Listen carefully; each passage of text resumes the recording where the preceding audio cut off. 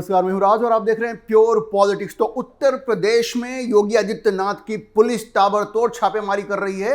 राम मंदिर के चोरों के घर पे पुलिस जाकर के रेड डाल रही है, क्योंकि योगी आदित्यनाथ ने बिल्कुल स्पष्ट संदेश दे दिया है कि भाई इन सब के घर पे जाकर के देखो कि इन लोगों ने क्या क्या किया है, कौन कौन सी चीजें चुराई हैं, किस तरह की संपत्ति अर्जित की है, क्या क्या किया है इन लोगों ने। पूरी तरह से ताबड़तोड़ छापेमारी चल रही है। ये जो 8 लोग पकड़े गए हैं उन सबों के घरों पर रविवार को ताबड़तोड़ छापेमारी हुई है, जिसमें कि टिन्नू यादव का भी घर है। यह टिन्नू यादव जो एक तरह से वहां का मास्टरमाइंड है, जिसने के बारे में यह कहा जा रहा है कि उसी ने इस पूरी चोरी की घटना को अंजाम देने में मुख्य भूमिका निभाई है। अब पुलिस ने ये जो रेड मारी है, टिन्नू यादव, उसके अलावा अविनाश शुक्ला, अनुकल्प मिश्रा, ये सारे जो लोग हैं, जो 8 लोग पकड़े गए हैं, उनके घर पे ताबड़तोड़ छापेमारी हुई है। और पुलिस की इस छापेमारी से, पुलिस के इस रेड से दान चोरों में दहशत है। और देखिए, जब पुलिस पहुंचती है टिन्नू यादव के घर पे, तो उसका घर बंद पाया जाता है और उसकी बीवी भी वहां मौजूद नहीं होती है, मिसिंग है। टिन्नू यादव का घर लॉक होता है, उसकी वाइफ मिसिंग होती है। हालांकि पुलिस ने टिन्नू यादव के परिवार से पूछताछ की है और यह जानने की कोशिश की है कि आखिर टिन्नू यादव क्या करता था और उसकी संपत्ति में किस तरह की बढ़ोतरी हुई है। मैं आपको यह भी बताऊंगा कि टिन्नू यादव और उसके परिजन से कितना कैश बरामद हुआ है। लेकिन उससे पहले आप यह समझिए कि रविवार को जब उसके घर पे छापेमारी हुई तो उसका घर बंद मिला, उसकी बीवी, उसके परिवार वहां से बिल्कुल गायब थे। मतलब टिन्नू यादव के घर में, उसके परिवार में बिल्कुल दहशत है। और ये सीधा सीधा ये बताता है कि इस चोरी की घटना में टिन्नू यादव की निश्चित रूप से संलिप्तता है। अगर संलिप्तता नहीं होती, अगर ये लोग उससे जुड़े नहीं होते, तो पुलिस से भागने का ये प्रयास वो नहीं करते। टिन्नू यादव ही नहीं, मनीष यादव, उसका घर भी बंद मिला पुलिस को। ये रविवार को जो रेड हुई है उसमें मनीष यादव का घर भी बंद मिला। मतलब इन सबों के जो परिजन हैं, जो परिवार वाले हैं, देखिए ये लोग तो जेल में बंद हैं, लेकिन इनके जो परिवार वाले हैं वो भी पुलिस के साथ कोऑपरेट नहीं कर रहे हैं। लेकिन पुलिस ये कह रही है कि ये जो लोग जेल में बंद हैं और उनके परिवार पुलिस के साथ कोऑपरेट अगर नहीं कर रहे हैं, तो ये सारी बातें अदालत को बताई जाएंगी और इनके खिलाफ केस और भी मजबूत होगा।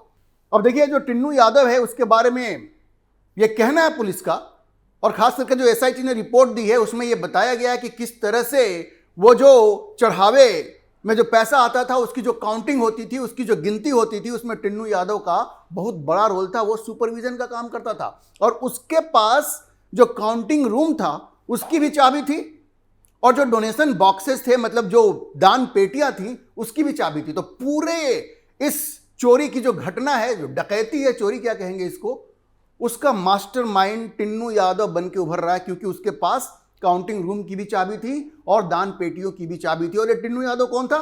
ये चंपत राय का ड्राइवर था। तो जब टिन्नू यादव फंसेंगे तो चंपत राय भी फंसेंगे। तो इसलिए टिन्नू यादव, चंपत राय, अनिल मिश्रा, ये सब के सब पूरी तरह से बेनकाब हो रहे हैं और सबों के अंदर बड़ा दहशत है। ये जो 8 आरोपी हैं जिनको पुलिस ने गिरफ्तार किया है, इनके जो परिवारजन हैं, जो परिजन हैं, वो पूरी तरह से डरे हुए हैं, सहमे हुए हैं और पुलिस के साथ कोऑपरेट नहीं कर रहे हैं, ऐसा पुलिस का कहना है। अच्छा देखिए, ये तो छापेमारी जो हुई है, रेड हुई है रविवार को, लेकिन गुरुवार की देर रात टिन्नू यादव की गिरफ्तारी के बाद शुक्रवार की सुबह पुलिस ने टिन्नू यादव के हॉस्टल में छापेमारी की। वो टिन्नू यादव को लेकर हॉस्टल पहुंची थी और टिन्नू यादव के इस हॉस्टल में 2 कमरे में ही तलाशी के दौरान 20 लाख रुपए बरामद हुए। टिन्नू यादव के हॉस्टल से पुलिस को 20 लाख रुपए मिले थे शुक्रवार की सुबह को ही। अभी जाकर के खुलासा हुआ है कि 20 लाख रुपए बरामद हुए। पुलिस के मुताबिक टिन्नू यादव का ये जो हॉस्टल है वो दुर्गापुरी कॉलोनी में है। यहां पुलिस की मौजूदगी में कमरे की तलाशी ली गई। इस दौरान हॉस्टल के 2 कमरों से करीब 20 लाख रुपए बरामद किए गए हैं और ये बरामदगी आरोपी की निशानदेही पर हुई है, मतलब टिन्नू यादव की निशानदेही पर हुई है। इस पूरी कार्रवाई के दौरान 4 पुलिसकर्मी टिन्नू यादव के साथ मौजूद रहे। यह भी आप जानिए कि टिन्नू यादव और उनके भतीजे मनीष के पास से पुलिस ने करीब 23 लाख रुपए की बरामदगी दिखाई है। 23 लाख रुपए की। 20 लाख रुपए टिन्नू यादव के हॉस्टल से मिले हैं और 3 लाख रुपए मनीष यादव के पास से मिले हैं। तो आप सोचिए, इतना पैसा तो बरामद हुआ है, पता नहीं कितना पैसा इन लोगों ने अलग अलग जगह पे छिपा करके रखा होगा, लेकिन जिस तरह से योगी आदित्यनाथ ने तत्परता दिखाई है और पुलिस को सीधा इंस्ट्रक्शन दिया है कि किसी को भी बख्शना नहीं है, वो साफ साफ दिख रहा है। पुलिस की ताबड़तोड़ छापेमारी रेड जारी है और ये सारे लोग अफरा तफरी के माहौल में भाग रहे हैं इधर उधर, लेकिन उसका कोई फायदा नहीं है। पुलिस ने कह दिया है कि भाई इससे तुम्हारा केस और खराब ही होगा। अब देखिए, पुलिस ने ये जो रेड डाली है इसमें मकसद बहुत कुछ है। उनके घर पे जाना, उनके परिजनों से मिलना, ये पता करना कि भाई इस व्यक्ति का कैरेक्टर क्या है, बैकग्राउंड क्या था, आसपास के पड़ोसियों से बातचीत करना। अब देखिए, टिन्नू यादव के बारे में क्या क्या पता चला। उनके पड़ोसी बता रहे हैं कि भाई पहले तो ये ऑटो रिक्शा ड्राइवर था, पहले ये ऑटो रिक्शा चलाता था और हाल फिलहाल में जब से ये राम मंदिर में जुड़ा, वहां गया, वहां पे काम करना उसने शुरू किया, उसने एकाएक अथाह संपत्ति अर्जित कर ली है, करोड़ों की संपत्ति अर्जित कर ली है। ये पुलिस को इनके पड़ोसी बता रहे हैं। अभी मैं आपको बताऊंगा कि एक जो आरोपी है उसका एक परिजन वो कह रहा है कि भाई इस आदमी की लाइफ स्टाइल में तो एकाएक बहुत ज्यादा चेंज आया है और ये सब कुछ ये दिखाता है कि जो आरोप इनके ऊपर लगे हैं वो पूरी तरह से सही हैं। एकाएक इनके पास अथाह पैसे का आना ये दिखाता है कि इन लोगों ने राम मंदिर के अंदर ये चोरी, ये डकैती की है, बेशर्मी के साथ की है, भगवान राम के साथ इन लोगों ने विश्वासघात किया है। अब देखिए, पुलिस ये भी पता कर रही है कि इनमें से कितने लोगों का लाइफ स्टाइल एकाएक चेंज हो गया, किन लोगों के पास अथाह पैसा आ गया। और दो लोगों का नाम बिल्कुल सामने आ रहा है। एक का नाम है टिन्नू यादव, जैसा मैंने आपको बताया, और दूसरे का नाम है अनुकल्प मिश्रा। टिन्नू यादव, अनुकल्प मिश्रा, ये दो लोग ऐसे हैं जिनके पास अथाह पैसा होने की बात पुलिस को पता चल रही है। और पुलिस ये जो छापेमारी कर रही है उसके पीछे की वजह यही है। पुलिस ये जानना चाहती है कि भाई ये जो आरोपी हैं इनके परिवार वाले क्या कह रहे हैं, कितनी संपत्ति इन लोगों ने अर्जित की है पिछले 4 साल में, जब से राम मंदिर में जुड़े, कितनी जमीनें उन्होंने खरीदी है, गहना कितना खरीदा है, बैंक में कितनी सेविंग्स है उनकी। इन हर चीजों की, इन सारी चीजों की जांच पड़ताल पुलिस कर रही है और इसलिए ये सारे रेड पड़ रहे हैं। अब देखिए, जब परिवार वालों से बात हुई तो अनुकल्प मिश्रा के परिवार वाले वो जानकारी दे रहे हैं कि भाई इस व्यक्ति की जो संपत्ति है उसमें भी एकाएक काफी बढ़ोतरी हुई है। अनुकल्प मिश्रा और उसका जो साला है लवकुश मिश्रा, ये लोग 8 जो अरेस्ट हुए हैं ना, उनमें से भी हैं, उनमें से ये 2 लोग हैं। और कहते हैं कि अपने साले की बहाली भी अनुकल्प मिश्रा ने करवाई थी। उसने लवकुश की बहाली अपनी टीम में करवा दी थी और उसके बाद वो जो कैश जहां पे गिना जाता था वहां पे उसको रखवा दिया था, और जहां पे जो जवाहरात गहने जो श्रद्धालुओं के आते थे वहां पे भी उसको उसने पोस्ट करवा दिया था। और उसके बाद ये सारा घपला हुआ है। जब उसके गांव में पुलिस गई अयोध्या में तो कई बातें उसको पता चली। उसका घर एक तो बिल्कुल अलग है, बसावा गांव में उसका जो घर है वो एक आलीशान बंगले की तरह दिखता है।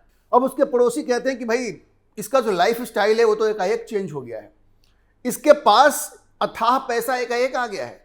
वो कहते हैं कि पहले तो इसके पास पैसे होते ही नहीं थे, ये बिल्कुल आर्थिक रूप से एक तंगी वाला जीवन जी रहा था, लेकिन अब तो उसके पास अथाह संपत्ति है।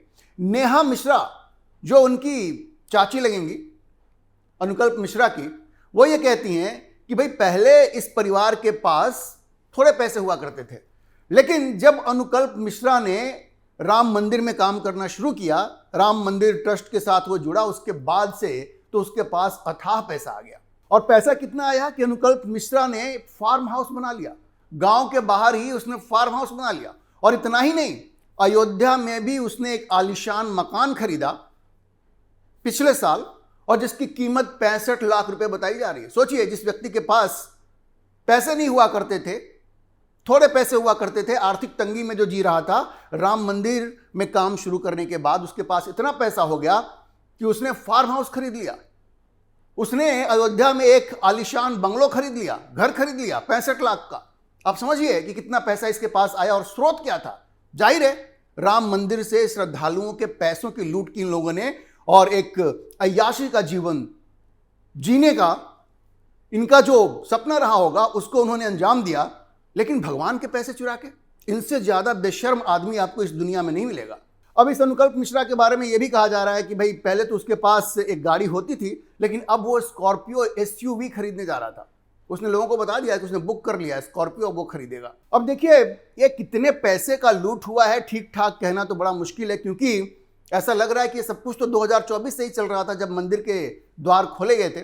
एक अनुमान ये है कि तकरीबन 7 से 7.5 करोड़ या 8 करोड़ का घपला हुआ है, लेकिन अब तक तकरीबन 80 लाख रुपए बरामद हो चुके हैं। तो आप समझिए कि बहुत कुछ बरामद करना बाकी है।